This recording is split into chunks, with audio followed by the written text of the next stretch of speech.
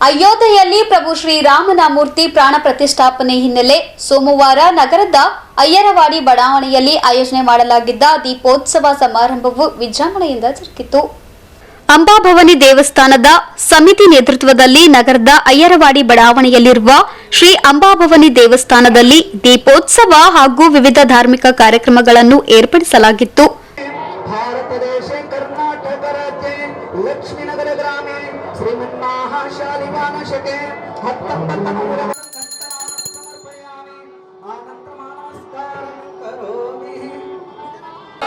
अगणितमहिमा अंजनसुतनुत अरुणदायक रामासेवित गर्वविनाश घातक भंजक चंद्रवदन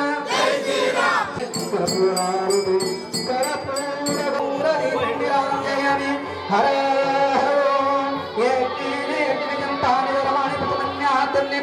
महिमान संततयत्र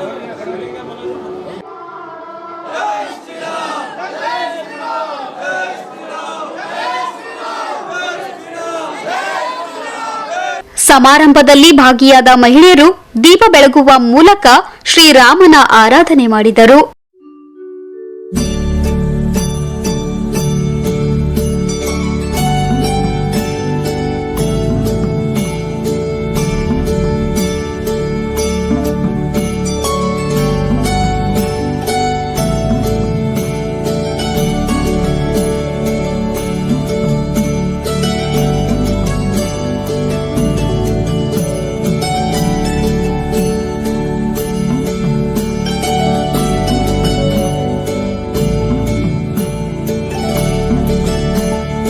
ಇನ್ನು ಕಾರ್ಯಕ್ರಮದಲ್ಲಿ ಪುಟಾಣಿ ಮಕ್ಕಳು ಶ್ರೀರಾಮ, ಸೀತಾಮಾತೆ, ಲಕ್ಷ್ಮಣ, ಕೃಷ್ಣ, ರಾಧೆ, ಆಂಜನೇಯ ವೇಷ ಧರಿಸಿ ಎಲ್ಲರ ಗಮನ ಸೆಳೆದರು.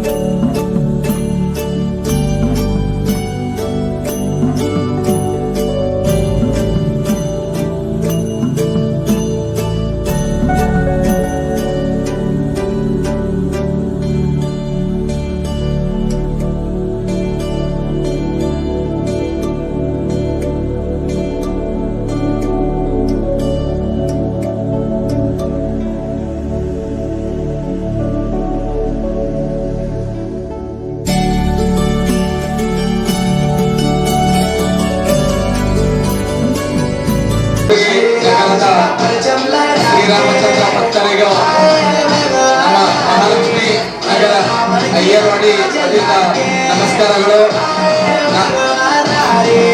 ಕಲಬುರಗಿ ನಗರ ವಾರ್ಡ್ ನಂಬರ್ 23ರಲ್ಲಿ ಬರ್ತಕ್ಕಂಥ ಮಹಾಲಕ್ಷ್ಮಿಯ ದೇವಸ್ಥಾನ ಬಹು ಪುರಾತನ ದೇವಸ್ಥಾನ.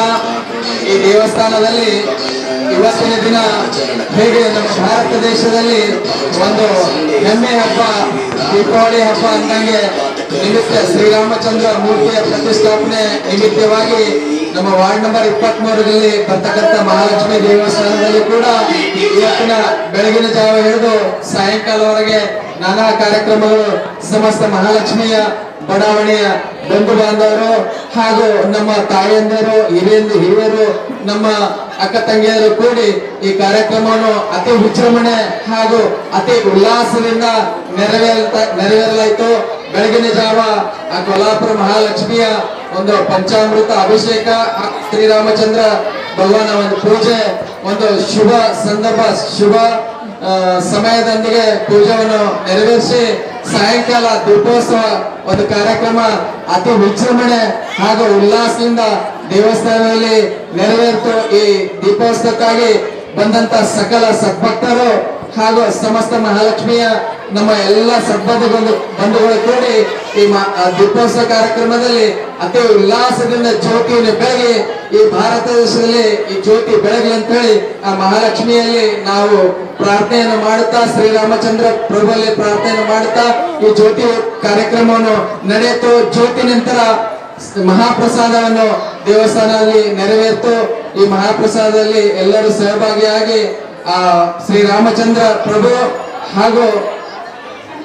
ಹಾಗೂ ಕೊಲ್ಲಾಪುರ ಮಹಾಲಕ್ಷ್ಮಿಯ ಒಂದು ಆಶೀರ್ವಾದವನ್ನು ಪಡೆದುಕೊಂಡು ಸಮಾರಂಭಕ್ಕೆ ಬಡಾವಣೆಯ ಅನೇಕ ಮುಖಂಡರು, ಮಹಿಳೆಯರು ಸೇರಿದಂತೆ ವಿವಿಧ ಕಡೆಗಳಿಂದ ನೂರಾರು ಸಂಖ್ಯೆಯಲ್ಲಿ ಆಗಮಿಸಿದ ಭಕ್ತರು ಭಾಗಿಯಾಗಿ ಪ್ರಭು ಶ್ರೀರಾಮನನ್ನ ಜಪಿಸಿದರು.